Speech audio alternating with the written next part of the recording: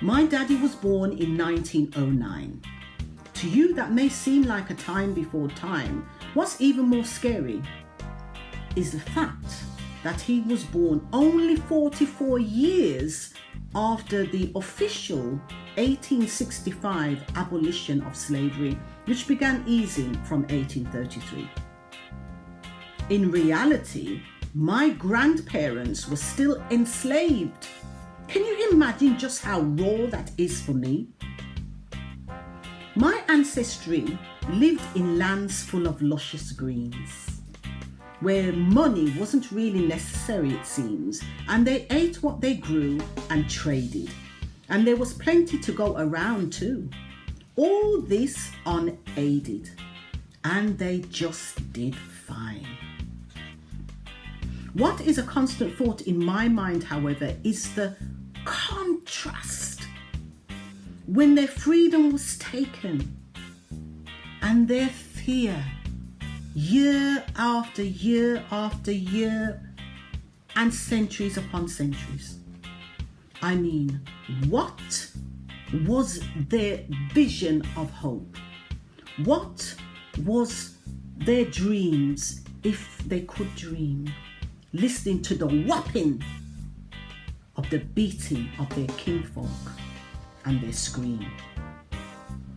The colonization from the multitude of Caucasian, the men with the pale skin that came, same human species, but with something rotten within.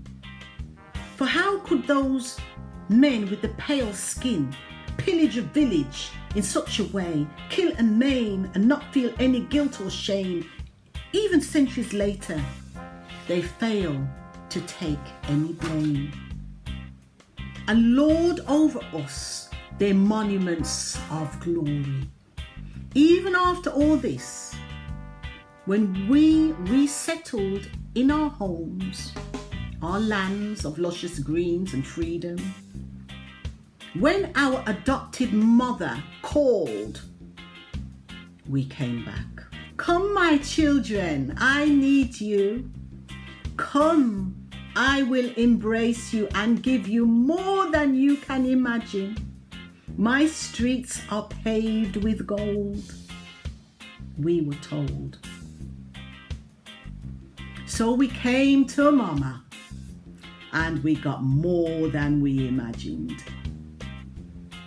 It wasn't gold, it was cold.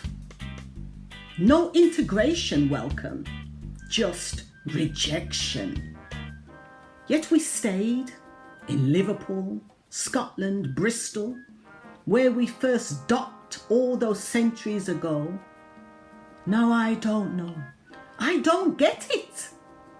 We prayed and prayed to get on that Windrush boat and saved to bring our loved ones straight over into oblivion. Mother country was a racist Babylon. How did we climb out of the gutters they threw us in? How did my daddy do it way back then with the colour of his dark skin? Seeing signs of no coloureds, no Irish, no dogs, no sitting, no drinking, no walking, no anything but go back to where you come from, you dirty black thing. I tell you how they climbed up and out. Community. They made their own community. They remembered their Wall Street. They stayed together, shared together, saved together, prayed together. It helped them survive together, and therefore they thrived together. So here am I, a child of that generation that came to Momma, and still my skin shade is a topic of discussion. I am tired of the constant rejection and the words, the voice saying, "Oh, your voice does not match your description." So I say to my children, And I say to you, as a younger generation, can I rely on you? Your education to finally free me entirely. Yes, your education that you're seeing and witnessing now and standing up for and speaking.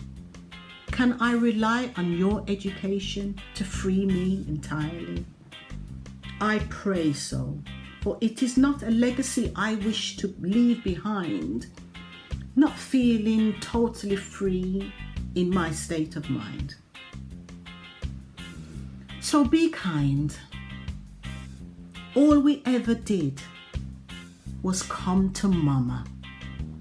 And all I wish for all my kin, despite the colour and glorious shadings of our skin, is to prosper. All we ever did was come to Momma.